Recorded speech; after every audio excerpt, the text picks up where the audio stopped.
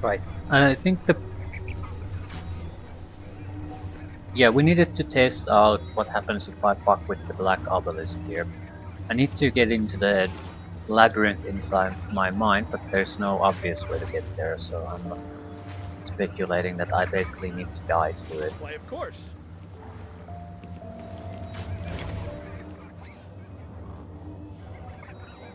Reach out toward the obelisk. Once again, a dull, malevolent light blooms from the obelisk as you extend your hand toward it. Touch it. You lay your palm on the surface of the obelisk. A brilliant emerald beam erupts from the apex of the structure and strikes you in the chest. What follows is not pleasant, but mercifully brief.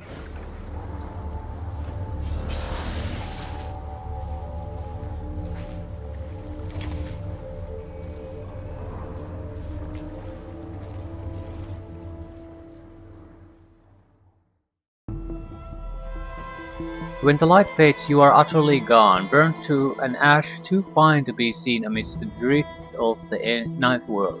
For a time, your tale lingers as a lesson in foolhardiness, but alas, even among the reckless, you prove unremarkable. So, did not work. Burnt to a fine ash. That's too. Well, we do have the other thing, the hands. I'm ready. Examine the cluster. Break off one of the hands. Let's see if we can cause some kind of a fuss here then.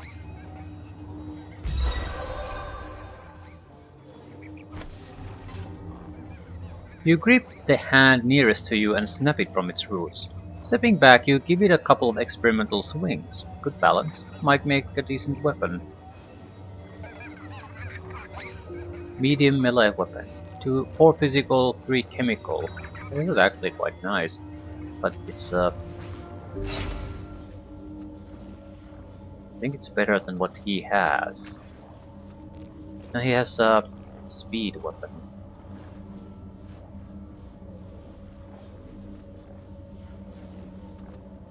It's much better on the damage front, but it's a mighty weapon. He has a speed edge, so he definitely should use speed weapons. You, on the other hand,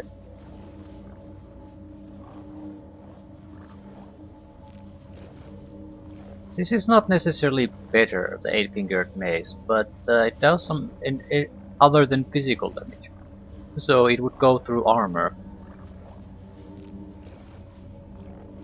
And we could use a shield with this one. How the fuck do I get to the labyrinth then? On my way.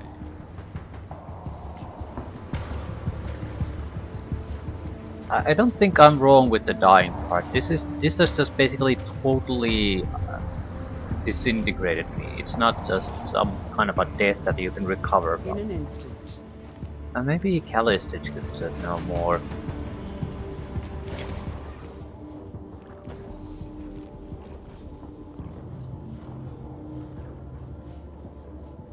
No, I can ask about a lot of things, but not what I want to ask about. How do you die? With alacrity. I mean, in a convenient manner. Crisis is certainly one thing, but even that's a different matter. I mean, if you get defeated by an enemy group, there's no telling what will end up happening to you and your companions. So that seems like that's not a good solution to this. Where have I been able to risk my life?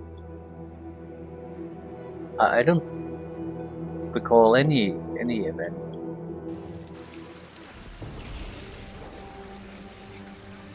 So I don't know. I do not know. Find a way to communicate with the shadowy reflection that has appeared in your labyrinth. How the fuck do I get to the labyrinth?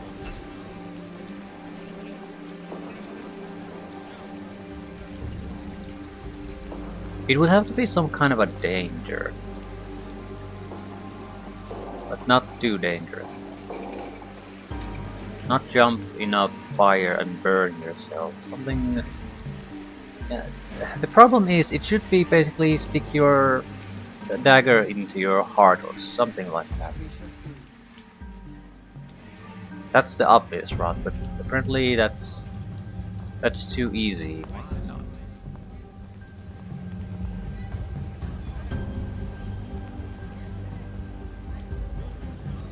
Let me think for a moment. If I can't come up with anything, I'll just do something else. There's a lot of people I haven't talked to, but talking to random people in the hope that they just happen to be the ones that can kill you, that's pretty fucking desperate.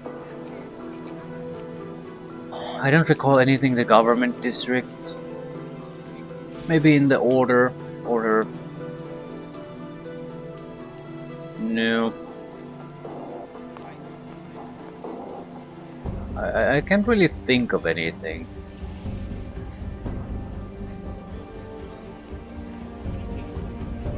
Maybe the... No. I was thinking the surgical station, but again, it's not about which places could do it. It's about which places the game allows you to do it.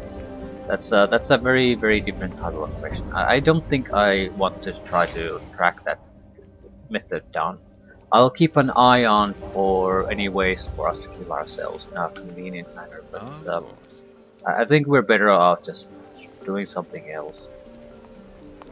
We do have this, but it's a main quest, so I'm not sure how much I want to push it forward. On my way. We were asked to do something with the clock, though. It's not a... And it's in the first area, basically, when you arrive into the city, so... On it. Let's take a look. This complex machine towers over you. Its purpose is unclear, but the three circular faces set into the ground remind you of clocks. Something is wrong with the machine, however. It's partially transparent, shimmering in the air when you look directly at it. The clock faces seem to show several different times at once. Humanoid silhouettes ripple beneath the central clock face. One places his hand against the face as though it were a glass wall. They seem to be watching you. Examine the machine. The towering mechanism wavers in the air, similar to calistage. It appears to be in several states at once, though all of the machine states are in the exact same location. You can't touch it either. Your hand passes right through the structure. As you pull your hand away, a memory strikes you as powerfully as if someone took a club to your chest. You are working at the clock. It is no longer transparent but perfectly solid. There is a noise behind you. So they've come, the three traders. They think to surprise you, but through the powers of the clock, you have foreseen this moment. There is the faintest sound of metal sliding against leather. You slap a hand on the central clock face, activating the clock's arcane powers. You're not sure what it will do to them, but it's better than what they'll do to you. There's a flash. Arcs of energy stretch out from the clock over your shoulders to the would-be attackers. You don't see what happens to them, but they quickly disappear along with their screams. As the last shreds of the memory fade, a swirl of energy passes through your body. Cold barbs prick every muscle. Suddenly, tidal forces arc from the clock to three ancient devices in the cultist encampment. The clock recognized something inside you, or maybe vice versa. Either way, you have inadvertently activated the nearby devices. Making a note.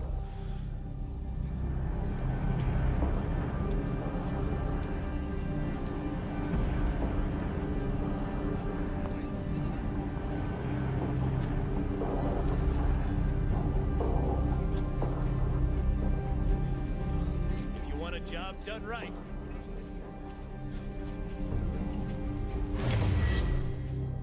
As you approach this device, Circus Minor is thrown into chaos. Buildings are on fire, people are screaming and running for their lives, while armored soldiers hunt them. None of them seem to pay any attention to you, though. It's some kind of vision, not reality.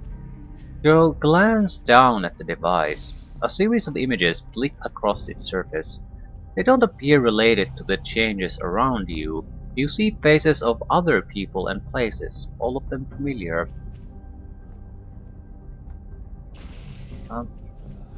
Look more closely at the changes around you.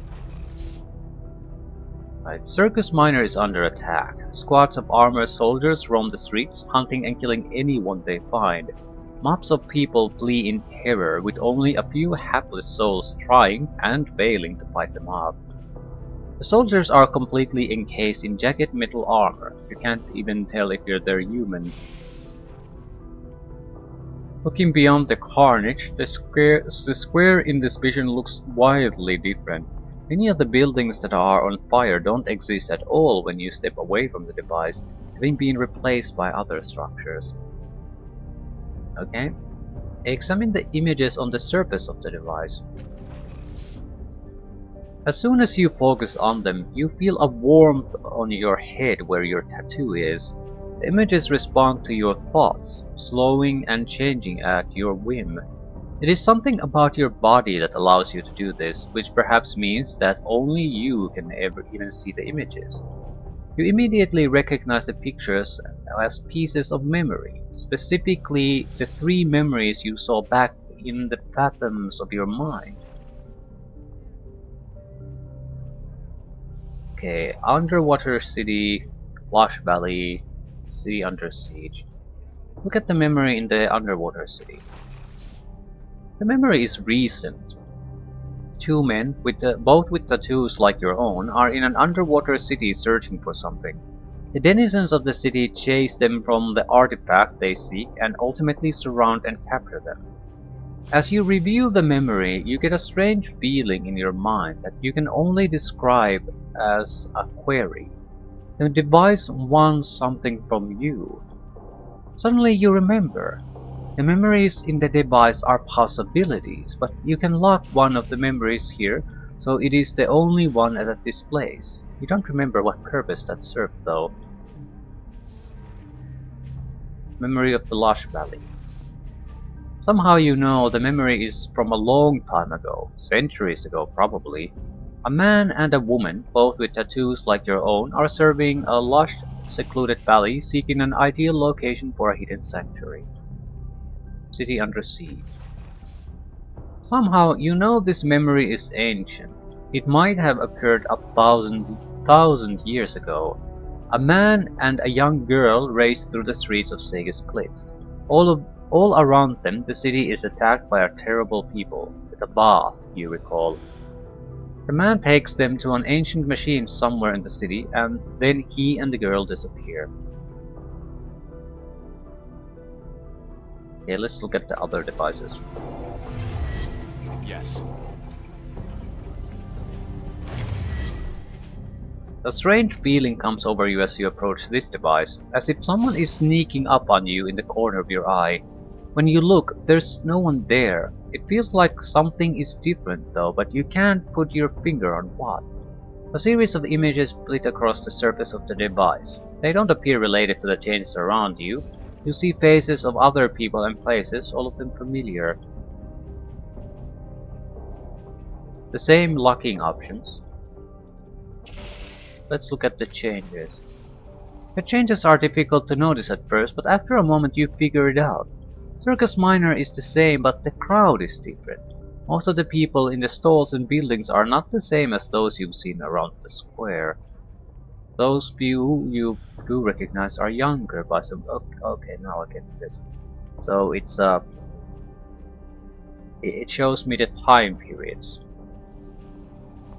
Recent memory, centuries old memory, and ancient memory. Yeah. So this would be recent memory. Buildings are the same, but people look a little bit younger.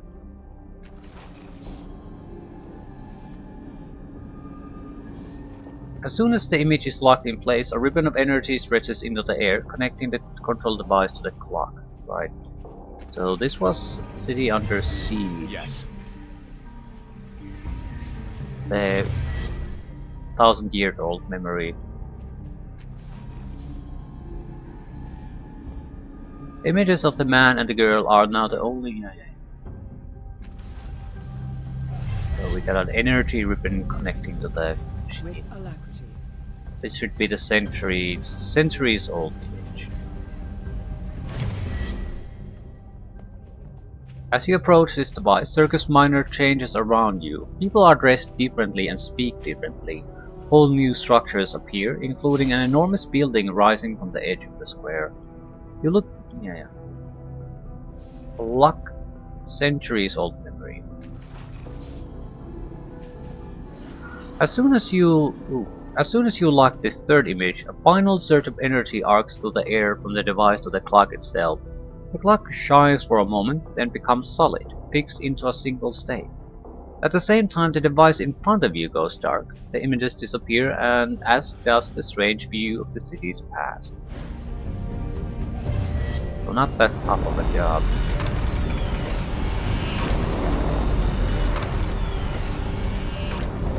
Updated my journal.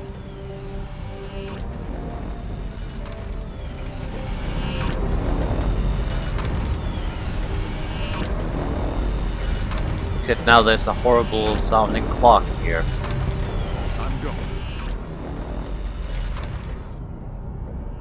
The machine is solid now. Each of the three clock faces show a single time, though none of them point to any time measurement that you understand. You lean closer to the central clock face. Three shadowy figures still lurk within, their features almost discernible now. Suddenly, the figures surge out at the clock toward you.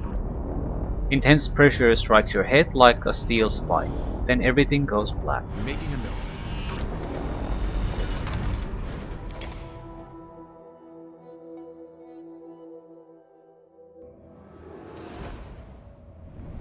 Oh, we're back in the mine. Clock fathom. No, it's not the mine, but something similar.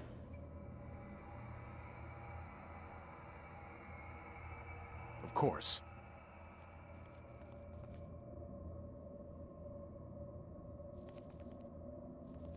Divya, Tiku, Villain, Kamos.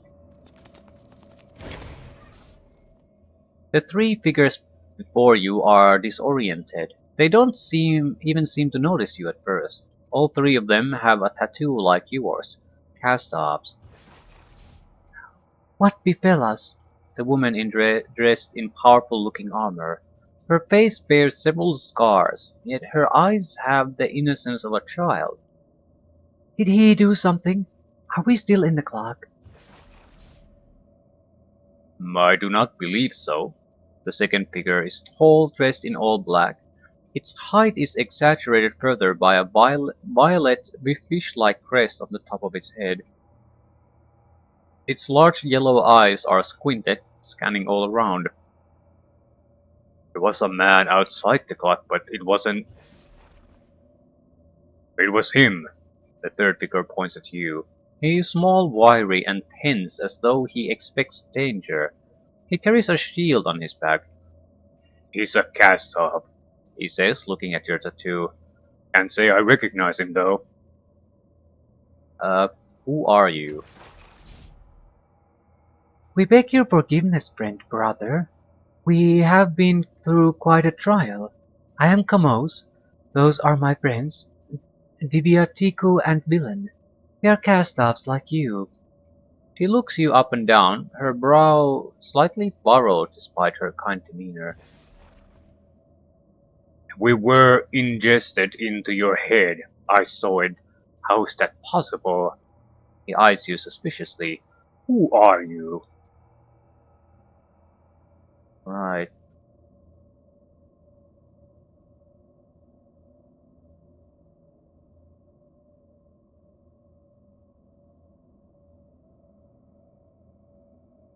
I don't know if I want to try to interrogate them. I mean, I don't know what's going on here, but what they do. So I'll try to keep things on the friendly term. I'm a cast-off like you. Do I want to say that I'm the latest one? Is there a harm in saying it?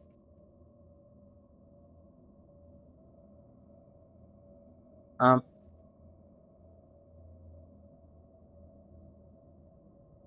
I'm a cast off like you.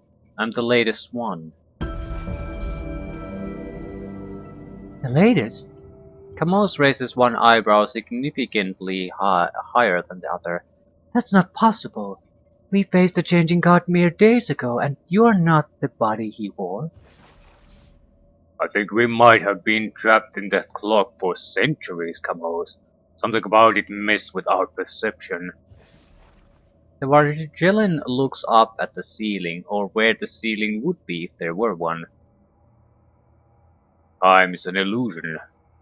How long? How long is the wrong question? It turns its enormous, bulbous eyes to you. What is this place? Where are we? Somewhere in my mind, I think. The Vargillian shuts its eyes. Six nostrils open wide as it inhales deeply. Yes, perhaps you are right.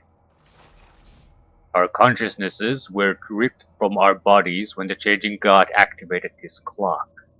Then, when you appeared, it happened again. Our minds ripped from their occasional prison. It looks to its friends. I cannot be certain, but I believe this is part of some vast mental construct.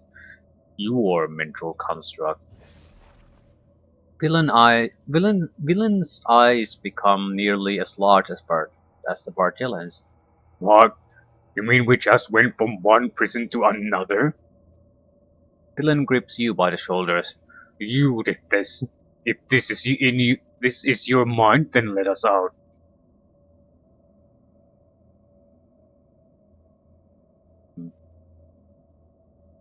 Why did the changing god trap you in the clock? Ah, yes. The three of us once worked alongside our sire, helping him with his research after he'd brought the Order of Truth to Sega's Cliffs.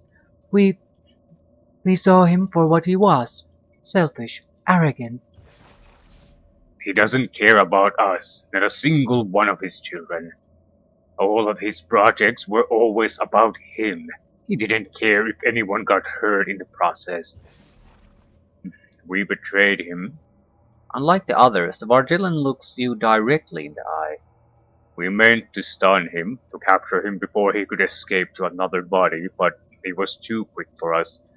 He activated the clock, tearing our minds from our bodies and trapping us eternally.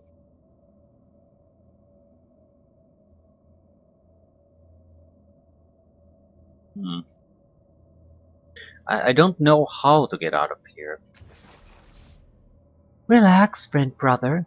Whether for days or centuries we survived that clock, we will survive this. If time is an illusion, then it is not our enemy.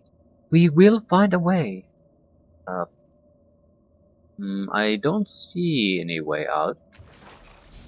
The Vargillian stretches his neck, putting its face within a handspan of yours. It seems to be examining you. Then it says, Your mind. Only you have the power to change.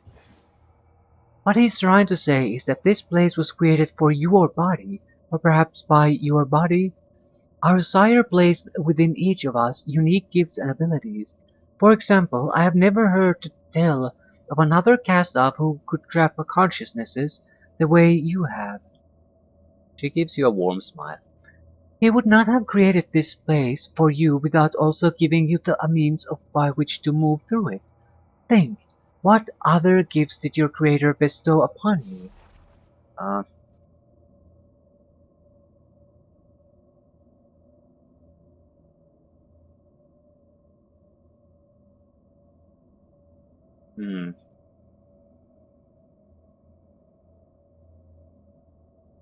Well, I built a path out of a deep fathom in my mind by recovering memories I had lost.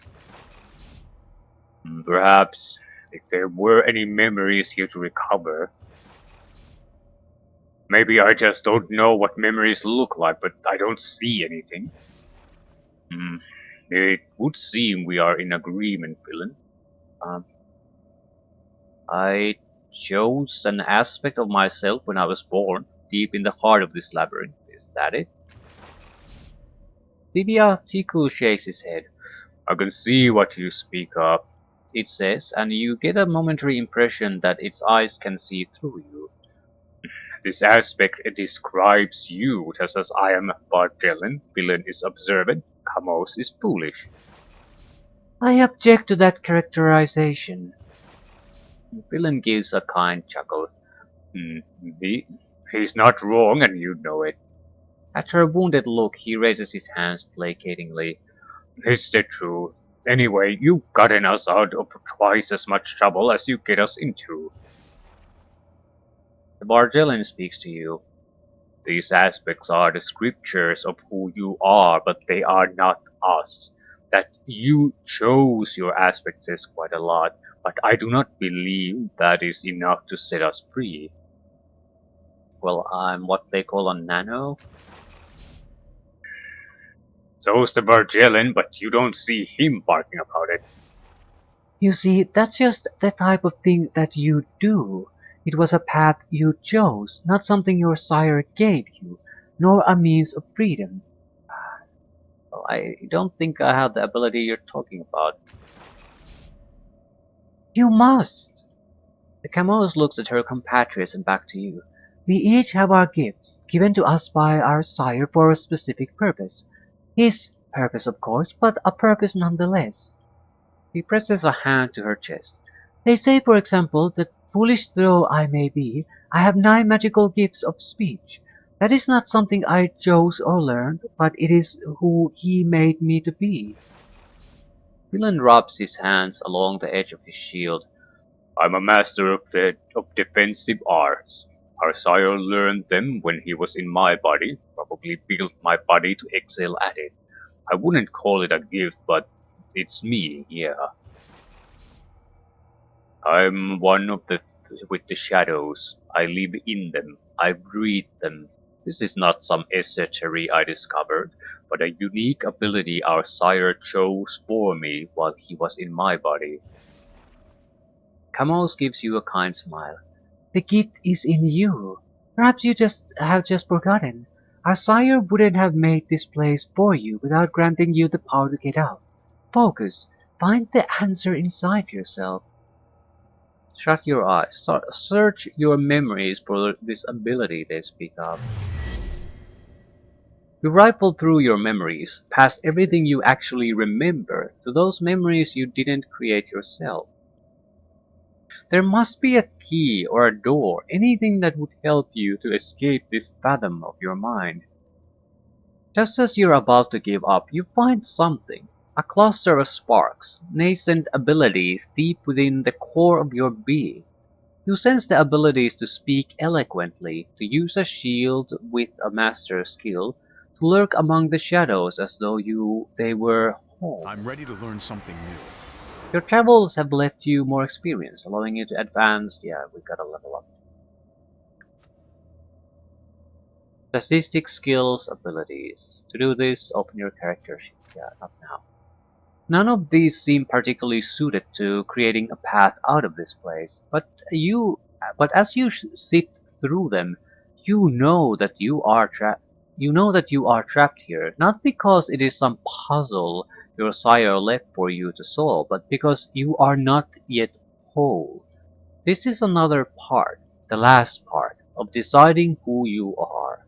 In completing yourself, you will be able to open a path back to the calm of your mind. Focus.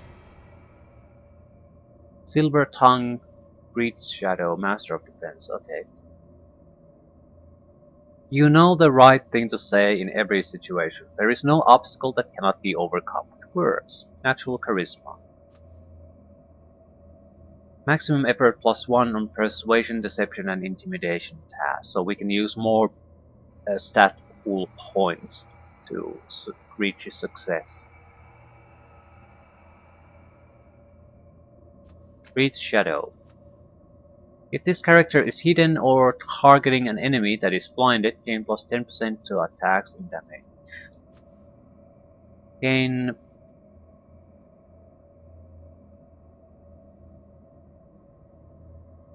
Quick fingers, deception, and perception task bonuses. Not bad. You hide in the folds between dimensions, evading even the most watchful eye. Emerging, you rend reality and your enemies along with it.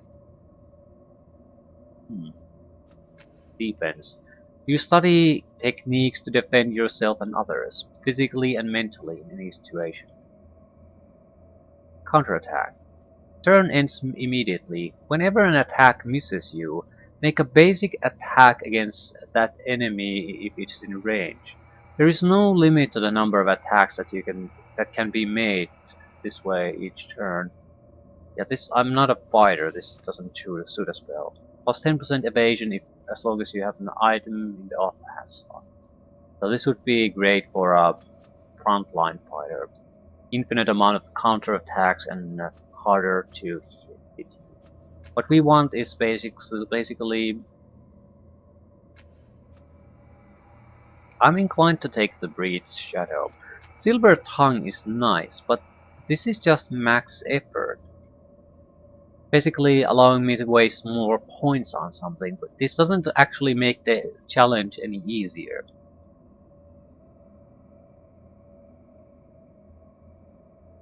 And since I'm already sort of focused on intelligence, I'm going to be, I think, fairly good at this anyway. I mean, I have a lot of points in that particular pool to waste on this shit. So, and we also have a gifted speaker in our group already, so I'm not sure if I want to be another one. At the same time, that could probably allow us to get a lot of information about out of people. This, on the other hand, would make tasks easier. Stealing or quick fingers, deception, and perception. But only, yeah, I don't know. I think I'll take the Silver Tongue. I think this will get us the most out of this. I mean, this is a heavily dialogue-focused game, so this allows us to achieve the most amount of guaranteed successes.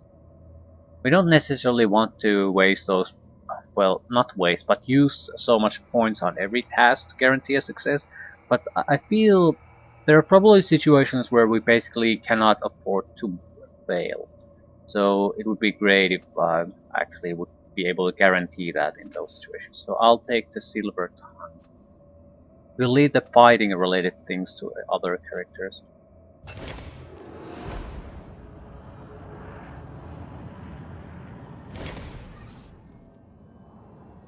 That's it. You did it. Does this mean we can go back to the real world? I don't think so, villain. But it does mean we are free, finally. Thank you, friend. Go. We will follow. Here. Spend your experience points by clicking the plus button next to your experience meter on the left side of the screen. You can choose between 4 advancement steps. When you gain all 4 steps, you will increase your tier, unlocking a new selection of abilities and other bonuses. Right, this is our first step toward a new tier. Increase stat pools, increase edge, extra effort. We can waste. Increase stats pools is put points in stats, 2 points, right? Very straightforward. Increase edge. We'll get a free point there on every kind of sort of a challenge. An intellect edge might be a nice thing to take. Extra effort would allow us to use 3 points instead of 2 on these challenges. Ability or skill. What are skills? Okay. Anamnesis, cipher use, endurance, initiative, lore, skills, persuasion. Running, stealth, concentration, lore, healing. There's like quite a lot of these. What about abilities? Onslaught. I have no idea what the level increase would do here. But this is okay. Improving an ability increases its accuracy 15% per training level. That sort of sucks. I think we would be better off by raising intelligence edge. And there it would have a vast amount of benefit for in other challenges too. So ability bonus seems terrible. Skill focus might be good, but I don't really know what skill is valuable to me. I sort of like the idea of running. I don't know how much of a difference that makes though. We're sort of lacking on lore abilities too. At the same time, anamnesis would be, yeah, basically ability to recover memories, but these are all, I think, intelligence things. So again, it would be make more sense to just buff your intelligence, because the benefit would be much wider.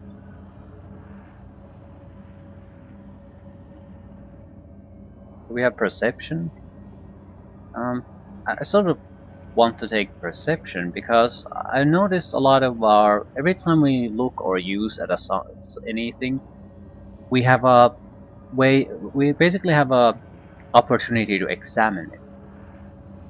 Yeah, perception unlocks conversation options and plus 15% bonus per level of difficulty task marked with this skill. Yeah, unlocks conversation options seems very nice, but I think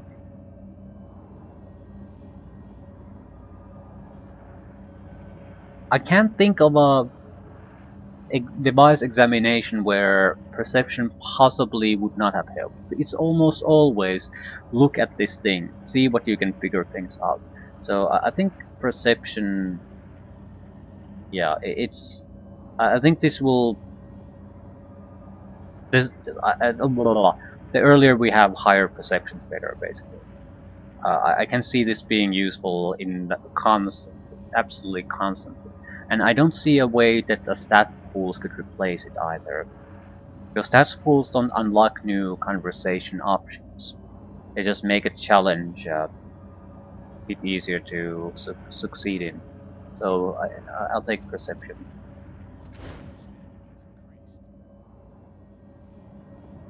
Right. Our combat capabilities increase in no way. We have a higher. We can force dialogue option or dialogue tasks to succeed, and we are a little bit more perceptive, whatever that ends up meaning. Yes. Now.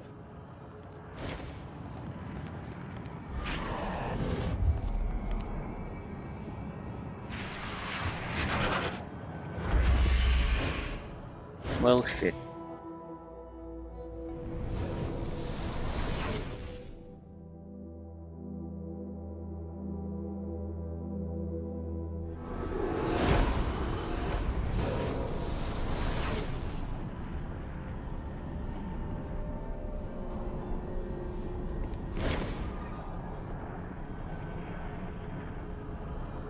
I saw what happened. Are you alright? The thing almost killed you. What did happen? It blasted you out of that part of your mind. The spectre's voice is somewhere. The sorrow must be gathering its strength, taking spaces in your mind to keep you from reaching your full potential. I don't know why it doesn't just destroy you. Maybe the fragments aren't strong enough yet. It's alright though. We have more important things to do, right? Like get that chamber fixed. Are you always here? Where else would I be? Yeah, I found the resonance chamber, but it's broken.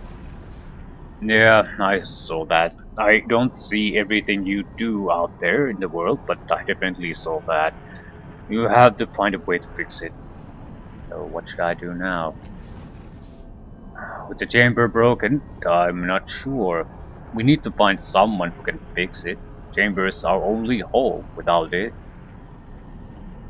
How did activating the clock in the real world open that other pattern? Who knows? It probably triggered something in your mind, made a bridge you didn't have before. Maybe you did have that bridge once, but you lost it. Could other fathoms open like that? Maybe. We've already made a lot of changes to this place. At this point, nothing would surprise me. Um, how do I get back this time? The portal's still there. I don't see why it wouldn't work twice. Okay. Uh, if this is my mind, why don't I remember this place? I told you as much as I know. It's your mind, and that means you're in control.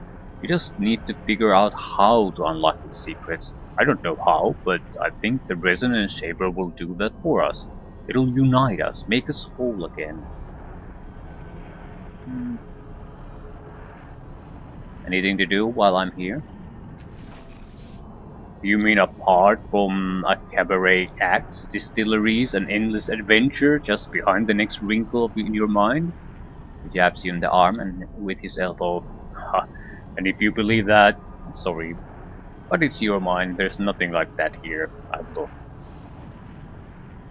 Anything changed since the last time I was here? Look around. It's your mind. Fine. So you're not particularly helpful. To the ninth world.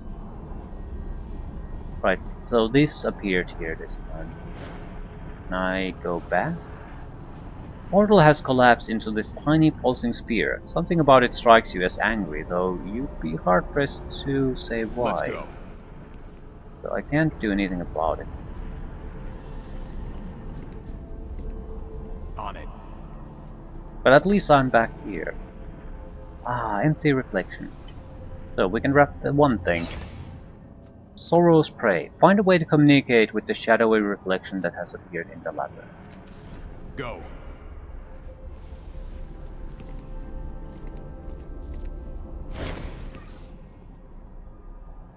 A woman-shaped hole in the air stands before you, her palms outstretched, and you sense something different. A smell, if emotions could smell. It is sharp confusion and a sense of displacement. Somehow, this woman shade knows she does not belong here in your mind. I'll remember that. Oh, says the spectre, strolling up beside you. A reflection from a different cast-off, isn't it? He studies the outlines outstretched hands. She's lost something, he says after a moment. Something out in the world that she misplaced or was taken from her. If you want to draw her here, you'll have to find it. Yeah, that's the item in the box, right. You turn back to the woman-shaped void. She continues to face you, hands held out imploringly, ignoring the spectre completely.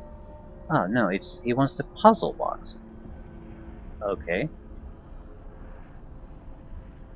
I'll remember that. You gently place the cube in the shadowy figure's hands. They close over it and... a young woman. The one you found dead in the ruins of the house plunges toward you out of the darkness, filling the outline until the outline is her. She nearly stumbles into you before she stops herself, blinking hard. Ouch, she says. You notice that the box you gave her is now as ghostly as she is. Well done, the spectre says, turning away from the stunned woman. I'll give you two some room to talk. You turn to the young woman again. You look familiar. What is your name? Seria. You remember me? You found me beneath the chunks of my adopted father's house, with my guts smashed to paste. Who was your adoptive father? Orsiolo. He was one of you, he says carelessly. A cast-off, I mean. A frown creases her forehead. Poor old man. He never wanted to be special. He found me, fed me, talked to me when I was, troubled. But when the house fell on me, I guess he couldn't stand it, and he went looking for a way to die. I'll remember that. Well, I fucking know that feeling. It should be easier in this game world, but apparently no. She falls silent, but you don't need to be told what happened next. You've seen the statue, after all. It was grief that drove Orsiolo to seek death in the sorrow's arms. Theria watches you, eyes shining with some inner light.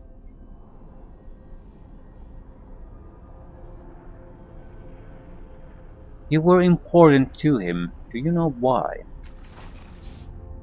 He thought he could help me. He tried to calm me when that woman's voice in my head said I was her and not me. I wasn't the first. He'd helped other girls like me before. But I think he knew it couldn't last. He was afraid, but not for himself. He knew I was going to die. One time he said he'd seen me die too many times, then shut himself up. She claps a hand to her mouth, lowers it. Like that. But he wasn't wrong, was he? Even if he was a little crazy to begin with.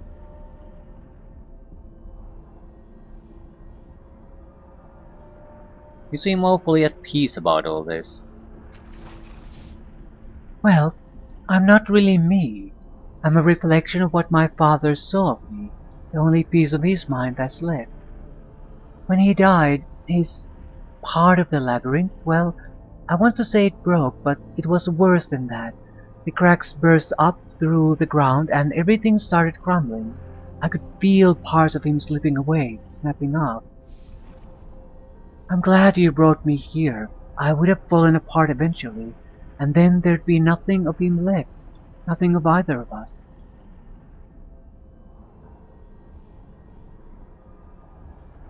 A creature named the Sorrow killed Orsiolo. Do you have any idea how it found him? No, She says, staring at the air, thinking. he didn't abuse his power like some of you do. He didn't pull against the tides or use them as a weapon. He never wanted to be noticed, to be found. He breathes in and breathes out. Didn't matter, did it? Okay, this is, I think, very important information for us.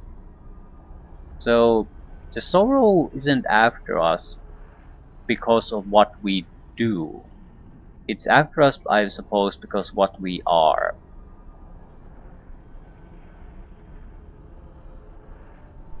There's nothing we do that can affect whether the Sorrow is going to come after us or not.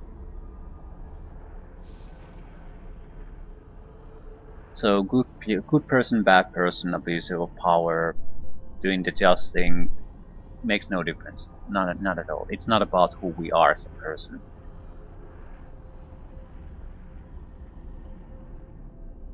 Do you know anything else about Orsiolo? I should, shouldn't I? I was a part of his mind after all. She passes a hand over her forehead absently, leaving her ghostly eyebrows completely disabled. But no, if I focus I can see the other woman he took care of. The ones that look like me, I mean. But it's like looking through dirty glass. I think that means he didn't want to think about them, or couldn't. She shrugs, looking away. I don't know why he spent all that time caring for us. I guess I'll never know for sure now. But alright. One time I asked him what his tattoo meant. Atonement, he said, but not, dramatically. He said it like he was saying his name, like... He pauses, rubbing her forehead again. Like it was everything he was. Like if he couldn't atone for, whatever it was, there was no reason to exist anymore. She sighs. I don't know why he started, and I'll never get a chance to ask him. Grinning again, she rolls her eyes. And that's it. That's all I know about the man who raised me for years. Kids, huh? What does the puzzle box mean to you? My father gave it to me, She says, beaming down at the ghostly version of the box in her hands. He said it was a very old puzzle, and that solving it would help me. I never did, but fumbling with it made me feel better. I always had the feeling that the pictures on it might mean something, but that was as far as I got. Very well, I guess. I'll be here, in your head. And she is. You abruptly feel her presence inside your mind as if she's always been there.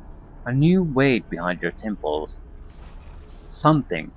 Something has happened on an instinctual level. You've established a bond with this reflection. Some of her gifts are yours, and you feel stronger for it.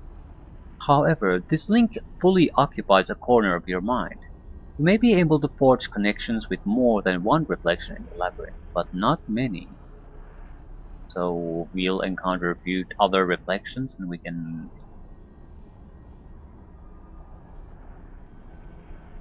take some of their abilities as part of us, but not many. So we'll have to make choices. I'm not sure how this solved this. Well, we do have an answer now, don't we? That's the important part. Dominant Tide Blue. Wisdom, Reason, Enlightenment. Can I talk to her again? We can break the connection, right? That's good. What exactly is the connection? Gain +1 might pool, speed pool, and intellect pool. Okay, it's doesn't. Yeah, it's I think this is. Well, it might not be mandatory. I can't see how this could possibly be mandatory, but it's no matter who you are, you'll benefit from this connection.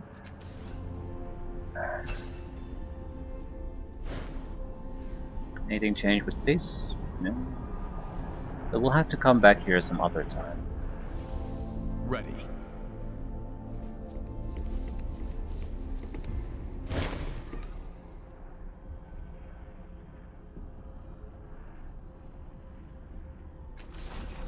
All right. Much better.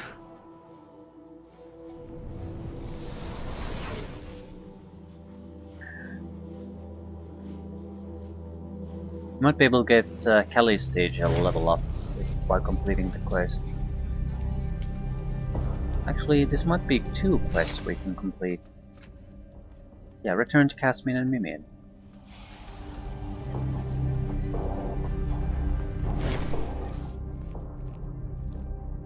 You fixed the clock. I knew you could do it. I knew it. Casmin shoots a triumphant smile at Mimian. You must tell us what you saw. Who were those figures? Were they cast-ons? What did they say? Were you able to retrieve them? Patience, Cass. We must first congratulate our guest. Masterfully done, revered one. A performance worthy of your sire. You are most welcome here. And we do have answers for your questions, revered one. That is, as soon as we hear the report of what you have found. Tell us. Yasmin is nearly breathless with excitement. I don't see a reason to lie about this. It might not be what they want to hear, but still. I met Kamos, Diviatiku, and the villain. Disappointment creases Kasmin's face. I know these names. They are not new to us. They were favored servants of our Creator, cast-offs who served him well indeed. Diatiku brought the order of truth to Sega's cliffs, but they betrayed their holy trust and disappeared. Mimian sighs. Nevertheless, we will honor our arrangement. You sought answers about who might repair the resonance chamber. We know that your sire built it with the aid of another cast-off, still unknown to us. Perhaps one of your siblings might know where to find him or her. I know of only one other cast-off still in the city, the albino assassin Matkina. They call her the White Death. She wore a camouflaging cloak and brought destruction in her wake. Last I heard of her, she was in the underbelly. He restrains a shudder. Seek her, but be wary. I'll remember that. Yay, we got a level up.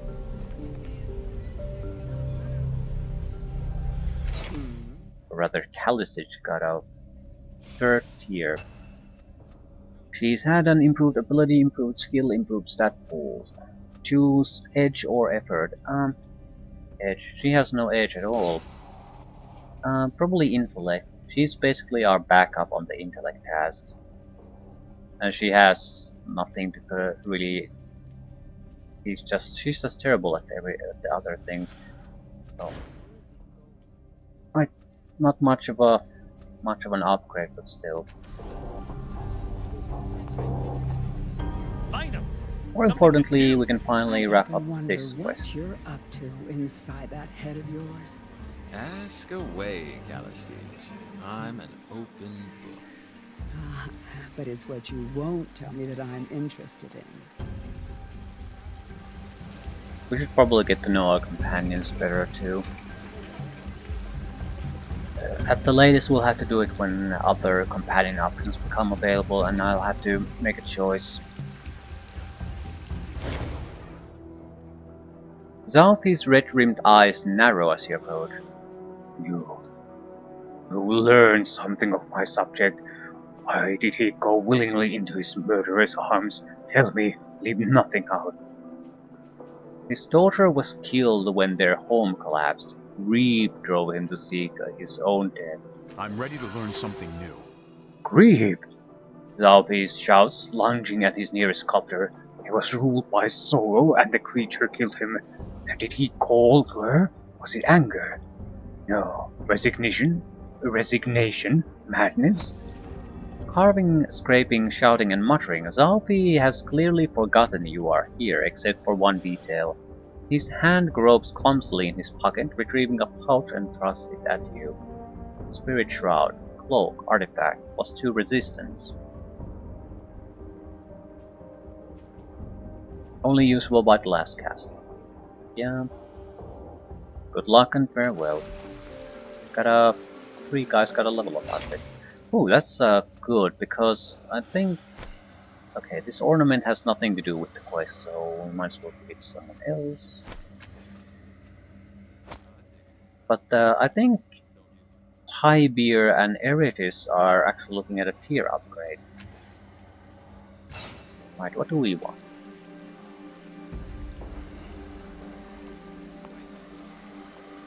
Maybe increased edge, intellect. I've learned something new. Increase that. He's very much a speed guy, so.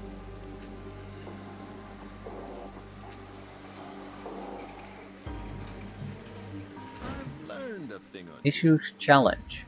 Oh, uses intellect. All enemies in range who fail to resist gain compelled, dazed. They are forced to attack you and receive a -15% willpower and a -15% on attack. So it's a haunting of a sort. Choose one. Skill with defense or resourcefulness. I'll probably choose skill with defense, otherwise the taunting is a suicide pact. Although, he has terrible cipher use. +1 training level in cipher use skill. He has negative on that. So that's a big problem.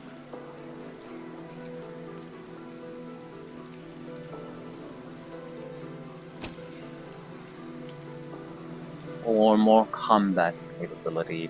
10% isn't much, but it's still like 4 points in speed and intellect. So it's not a minor thing. It's like 4 level ups worth of stats increases. Alternatively, the cipher use inability is a big problem. Still, I'll take the skill in defense.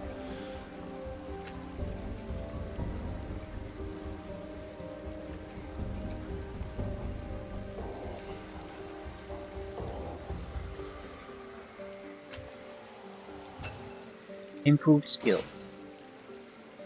Running, initiative, endurance, smashing, persuasion, healing.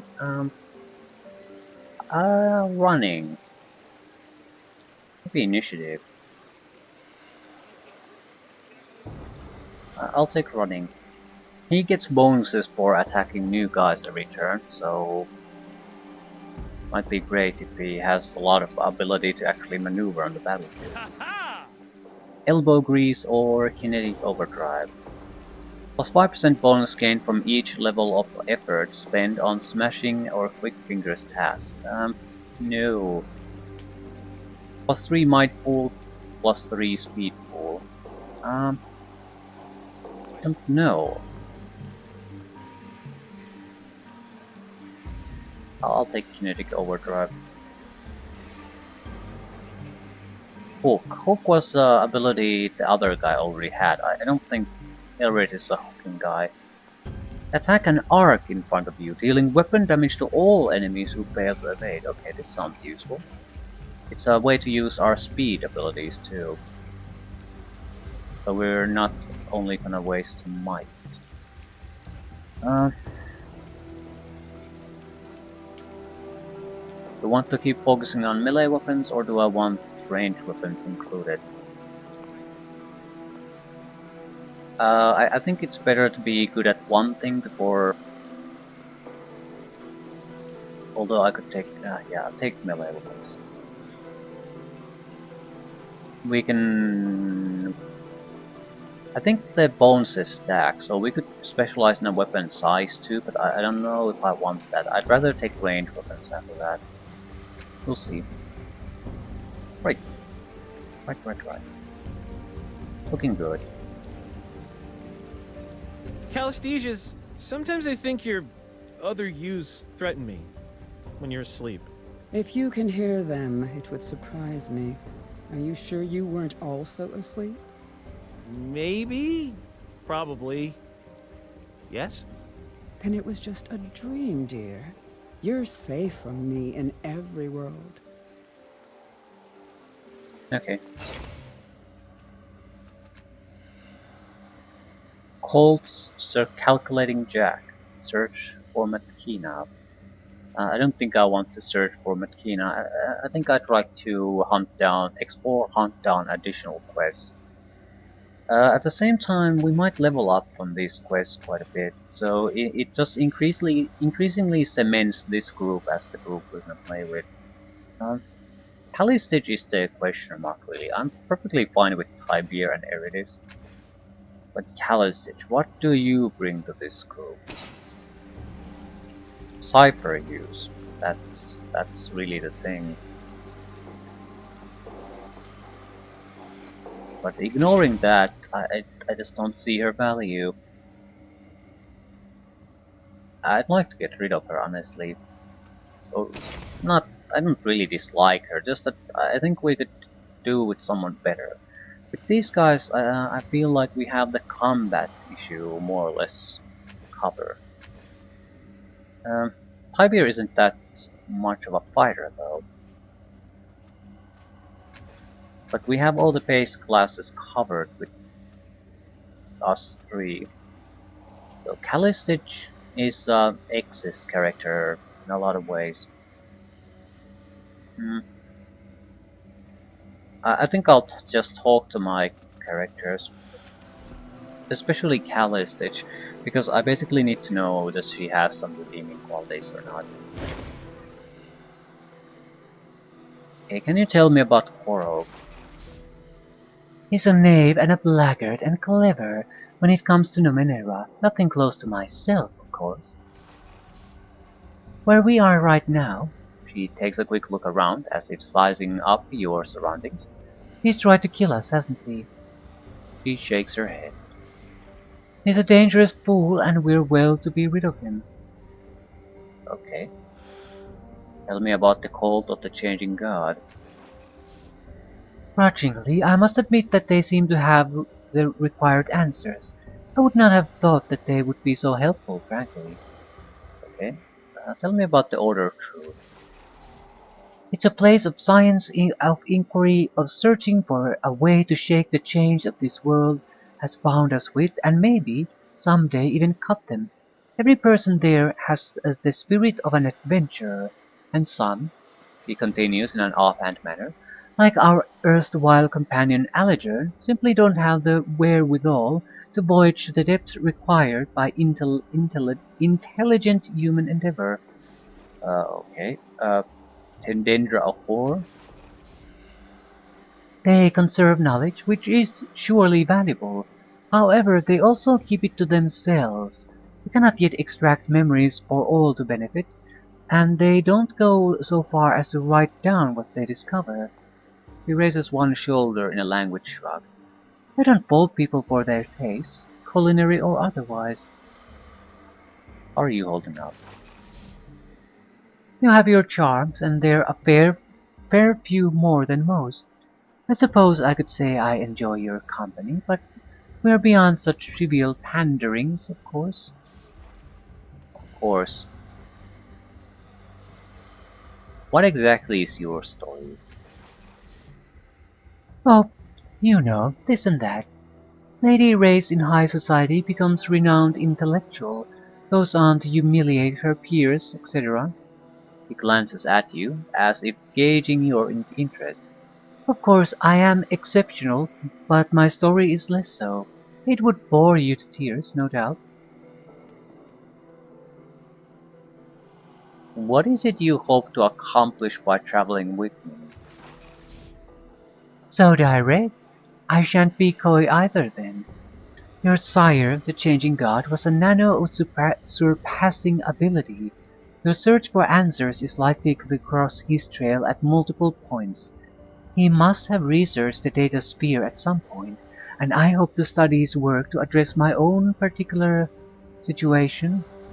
He waves her hand across her body. I'm what you might imprecisely call a nascent, cross-dimensional hive mind. What I must decide now is whether to continue this experiment. My sisters, you see, they are a blessing and a curse. One moment, She addresses them. hush, you know it's true. I thought it, so therefore you've thought it. We have no secrets from one another. You see, even in my thoughts we are not alone. We seek, let us call it closure of some sort, of our association and or of our individuality. So basically, separate and become individuals, or end individuals and become a true hive mind. Uncovering your sire's knowledge of the data sphere could likely determine my direction. If we cannot find a suitable home in the data sphere, we may have to terminate this process, but that presents pitfalls of its own. Tell me about the data sphere. She smiles gently. Such curiosity! Very well, let me indulge you. Some prior world or world seeded the atmosphere and near space with a vast network of computational and informational devices. I believe the ancients used this network to communicate with each other at great distances, and perhaps across space and through dimensions. It is this latter application that especially interests me, as you might imagine. If I can find a structure within that space that enables a more direct mind-to-mind communication, that will allow a true joining with my sisters, well, I should be happy to transcend this flesh, though it has served me well. But is such a thing possible, or even advisable? These are questions I have not found answers to yet, if such answers even exist. Right, so it's an information network. Of sorts. Where did you grow up? Why, here! She folds out her hands and completes a graceful turn. The walls of Sagas were my cage until, like a bird, I took flight. Figuratively, you understand. I speak of knowledge, not mere physical movement. I grew beyond the Grand Library in short order and was soon writing texts for it myself.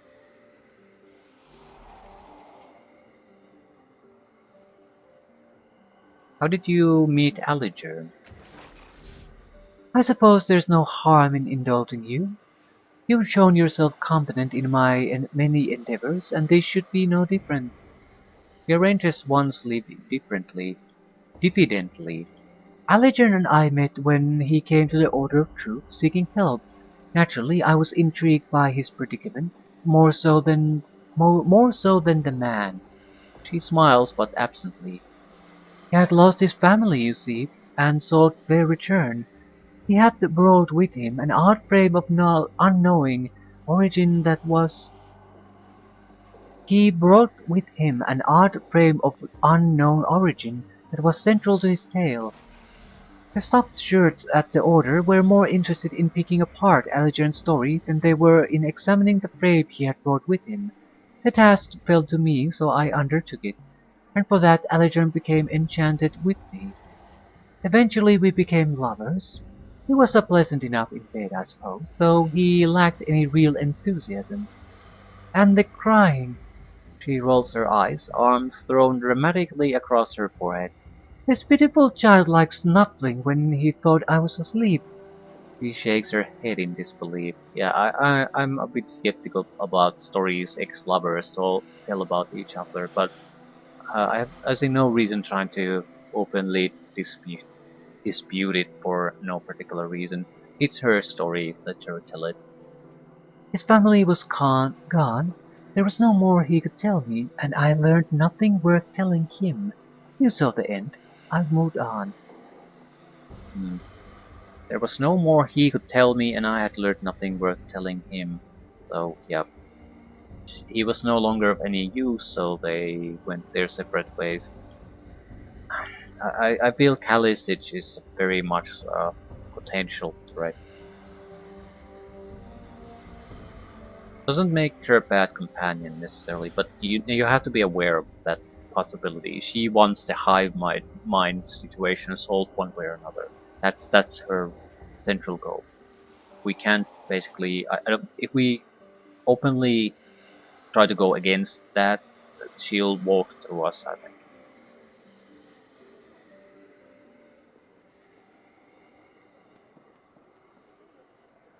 Why were you and Alijarn together if your relationship was so poor? Guilt. For him, at least. He desperately wanted to save someone. For me, it was a matter of necessity. She sighs and shakes her head. It was my own research that led me to this state, but despite access to a thousand worlds, I was no closer to achieving my goal, and my sisters were ever closer to plotting my annihilation. You see, in one effort to extend my own life, I chanced upon versions of myself that would end it. It's true, some of my echoes seek to become the sole survivors, or to rule over the rest, and so I sought a way to return to my base state, if you will, a way to control my future. I had found some notes of your sires, notes that hinted at a machine capable of merging multiple selves. Oh. Oh. Of concentrating various minds into a single identity. Naturally, it seemed a welcome solution to my predicament, but these clues as to the location were useless as the utmost degree. Uh, that's the machine, isn't it?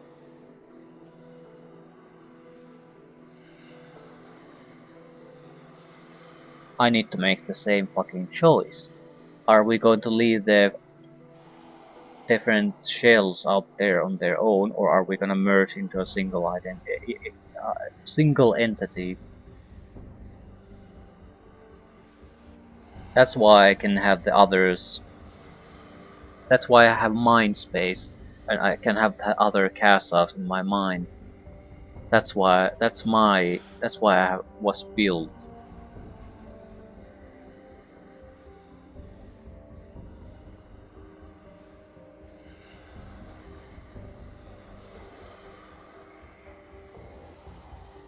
But how would that really work? With Callistich, I sort of see it because they're they're they're basically her. They're the same person in different dimensions, but the cast-offs are not. The cast-offs are they're separate bodies. They just pop up after the changing god leaves a shell. They're a new personality or consciousness. I suppose it has to have some connection to the changing god, but the situation is not the same. But I don't think that's a coincidence. I think it has something to do with that though. The machine. It makes sense. And it also makes sense why Callistich is part of the group companion. It fits too well to be to be just a coincidence.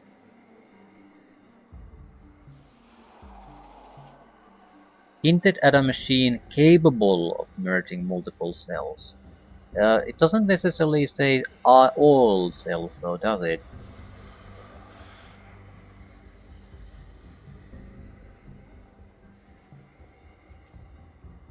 Just maybe some of them, maybe specific ones.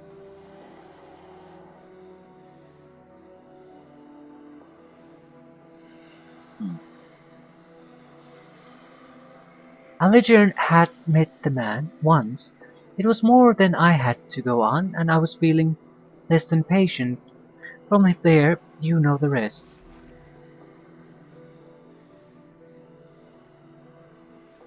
Concentrate, concatenating. I have no idea what the word means. Concatenating various minds into a single identity. Right. I need to actually. I'll mark that. I have no fucking clue what that means. Concatenating. It might explain the function of the machine better, rather than concentrating. So it might do something else. Also, I have a limited amount of space in my mind that was mentioned, so I couldn't hold everything together. No, it doesn't fit. Not really. I could possibly merge some into a single mind, but yeah, it doesn't really fit. But it sort of fits. I feel it's a valuable puzzle piece, but not the full picture. Right. Did you say some of your other cells want to kill you? Why? She is silent for several long moments. I don't know. I've tried to reason with them, but they are beyond it, or at least immune to it. They blame me for opening all of our minds to each other, but had it not been me, another version of me would have. In fact, it was a host of me that did. I'm not alone in this. Across countless realities, we came together simultaneously. She closes her eyes briefly. I wonder sometimes, She looks to you as if searching for an answer. would it have been better to be one of the other Callistages? To have no choice in the matter but to be connected, without any prior knowledge or consent? To have my memories, my secrets bared in 1,000 other realities, knowing they could never be used against me, but aware all the same that they were known. She passes a weary hand in front of her eyes. So I understand those of myself who reject this change. I do. I no more chose to share myself with them than they chose to share with me, but that does not mean I long for their destruction, nor truly think it would have any great impact on my life here, and that is where we differ. At what one point on which, perhaps, we shall always disagree. Fortunately, a great many others see the matter from my perspective. Okay. Right. At least I understand Callistage better, and she could potentially be closely tied to us. But that could probably... I would imagine that every companion pretty much that you gather up has some connection. That makes sense. I don't see... Eritis would be probably the glow, the golden glow with the war veteran. It's the war. He's warred in a lot of wars, so without a doubt he has connections to some of the ones we've been instigating. Thanks for helping me free wrists, lad. Not that the little ingrate appreciated it. Yeah. So, was it like Rhys said, you only freed him so you wouldn't be him? No?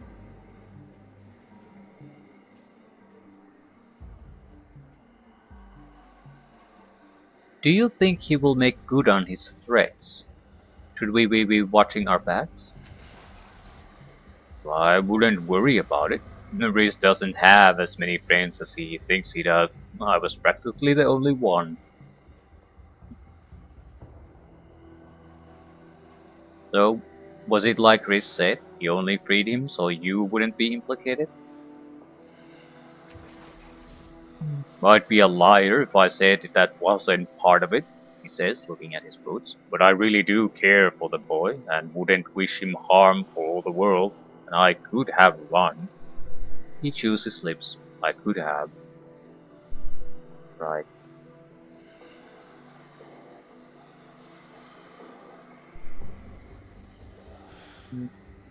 You're a good friend. Rhys is being a fool. I don't know. He has a good reason to be upset. But I don't. I think Rhys's side is also colored by that he is being upset. Let me ask you something else.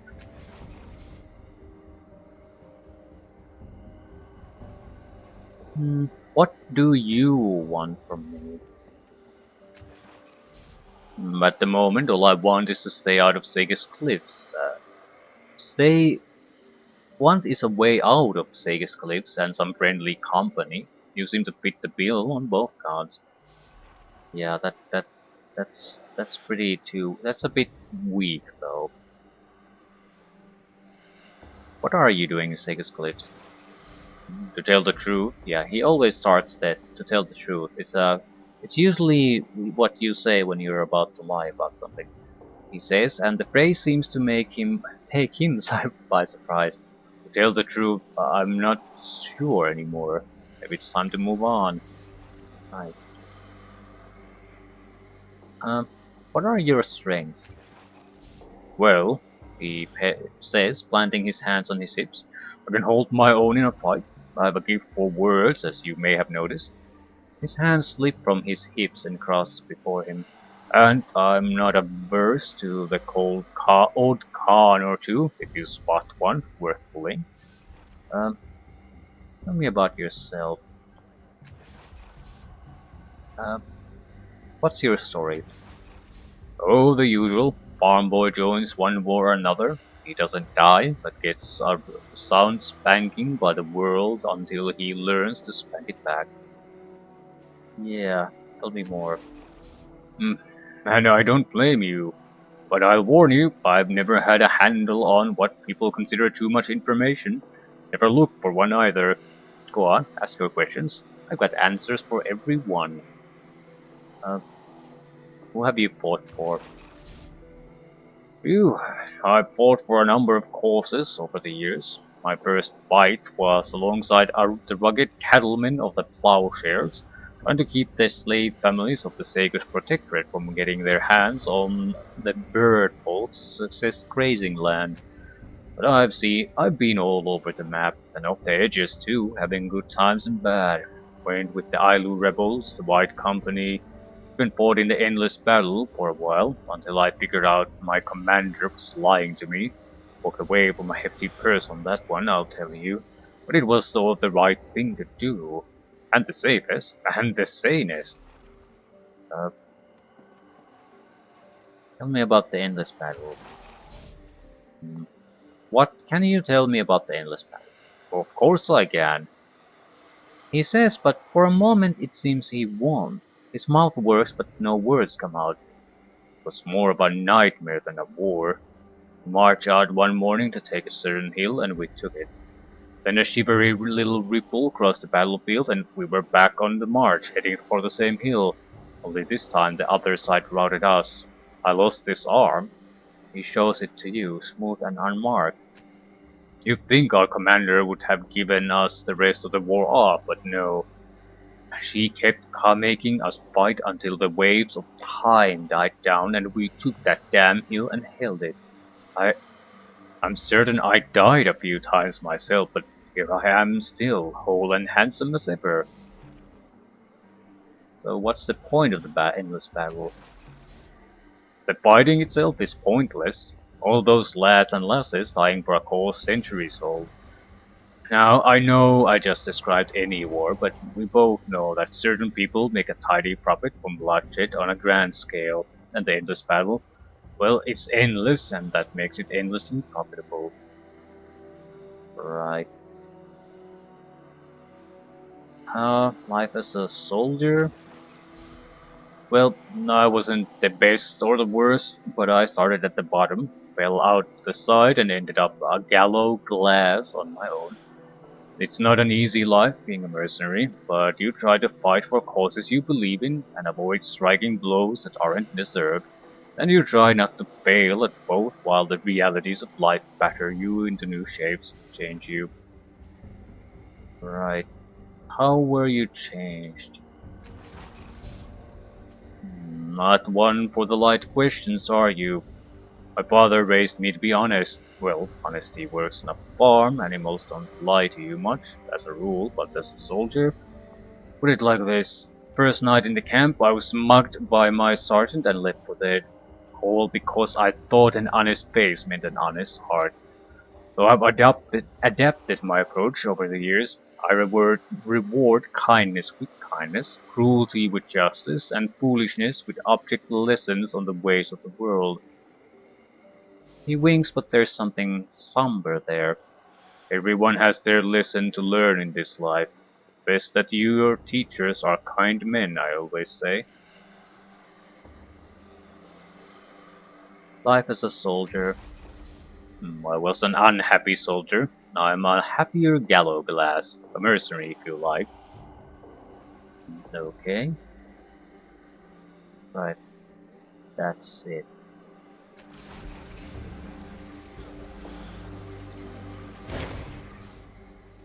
You catch Eritis staring at the sky with a distant look in his eyes. His strangely pale skin is nearly bronze in the golden glow surrounding him. I should climb a building. No, a tower. And jump off the top. Should it be on fire? Yes. Yes and yes. Are you actually thinking of setting buildings on fire?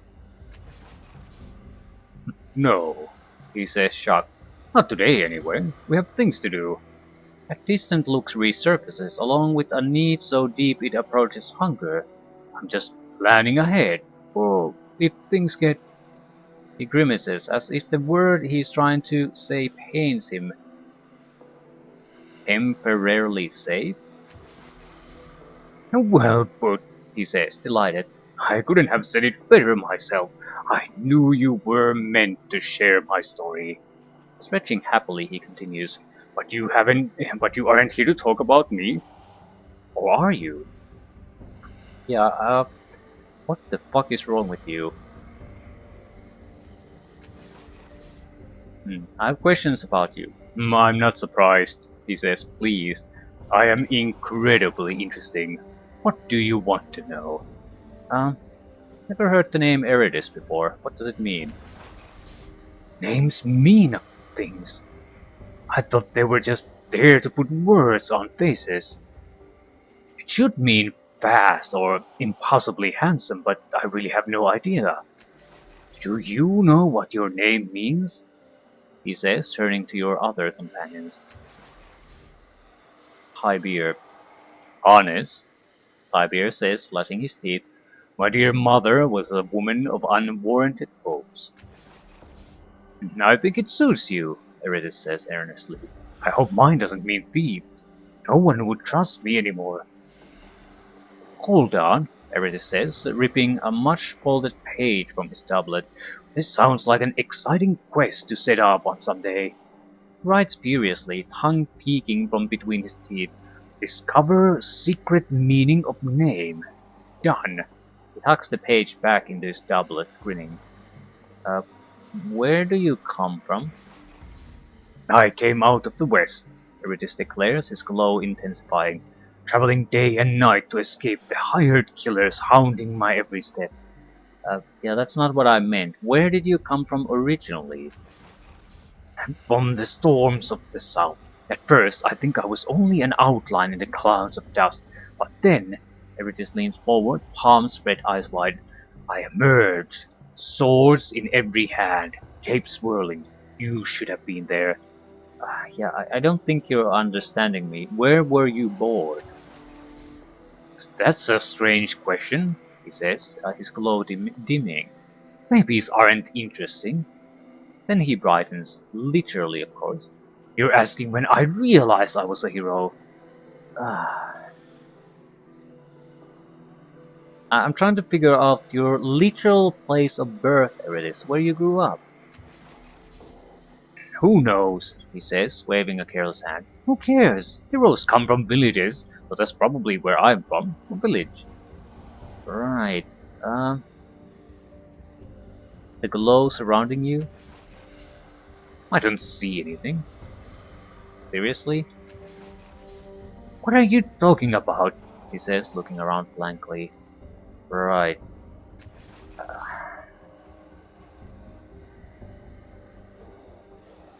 How are things between us? Great, he declares, throwing his hands in the air. I knew we had the same instincts for adventure. He blinks. Yeah, that's good enough for now. Eritis is... he seems Naturally. very straightforward, but there's clearly something very, very wrong with him. Like, very wrong, and it's it seems like the glow is sort of an indication of that. When it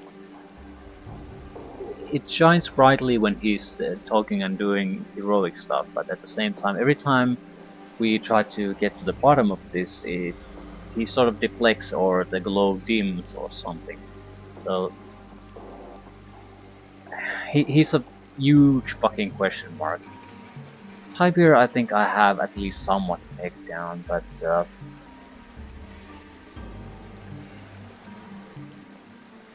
he's basically not telling us almost anything too useful. Kalisich is pretty straightforward, You I are think. a fine traveling companion, Tiber.